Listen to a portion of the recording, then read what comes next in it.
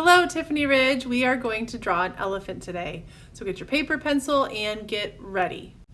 All right, we are going to start on the right side of our paper with the eye. So you're going to do kind of a lemon shape or an almond shape for the eye, and then a circle inside.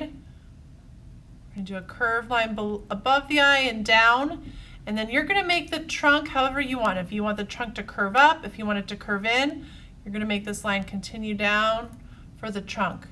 Anytime if I'm going too fast, please just pause the video. The next part of the trunk is going to come underneath the eye to make it look a little bit thicker. And we're going to do these little curved lines for the end of the trunk. This part is going to be for the mouth. And we're also going to make an ear. So the ears are really big. We're going to start right here by the eye, make a curved line up and over. And curve it back down, make kind of a little wavy line, and then curve it back up. Connect this part to the ear. Now we're going to start at the top of the head to make another curved line for the ear on the other side. We don't see as much of that one. Now the tusks you're going to create right here. I did mine with Sharpie, so I can't erase that, but you're going to create your tusk overlapping. So overlap this side of the head, and then erase this part right here. Just erase that. The other tusk will just touch, but you won't have to erase that. Next part is going to be the back. You're going to draw the straight line back from the ear, curve it back down, the big part of the butt, come back down, and now you're going to make the back leg. So this back leg is going to start right about here, curve down, and now you're going to make the foot, which kind of is like a curved line. The front leg is going to start right here by the ear. I want this line to be about the same length as the back leg. This line won't touch the ear. This one does. This one I'm going to start right about here. And then another curved line for the foot. Okay, so now I've got to make the belly. So I'm going to make this line come from here to connect. This will overlap a little bit, so it looks like the legs are a little bit overlapping the body. I've got to do the other leg on the other side of the body, so I'm going to start here.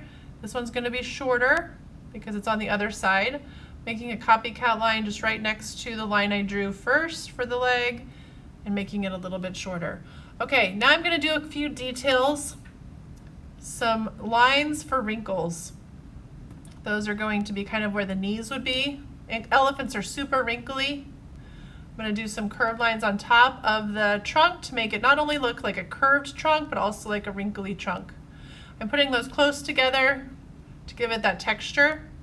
Sometimes I put them by the eyes, and then I'm going to make it just a skinny kind of little swooshy tail. All right, at this point you are ready to add your own details. So whatever you add for your background, think about what you like to draw, what you like to do.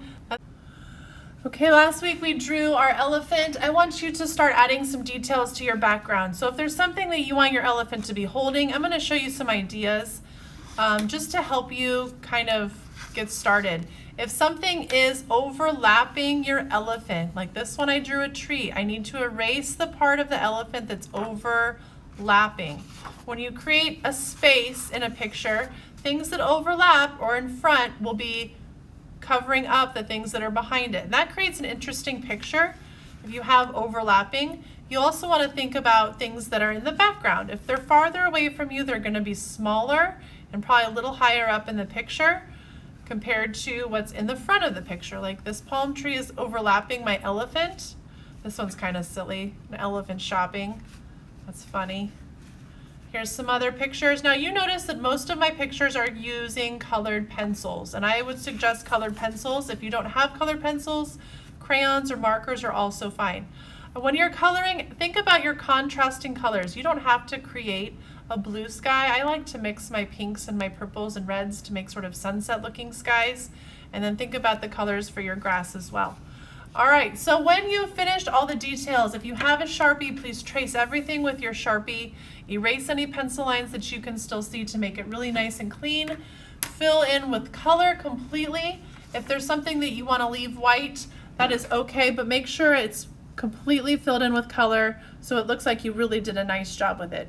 And make sure you post it so I can see it.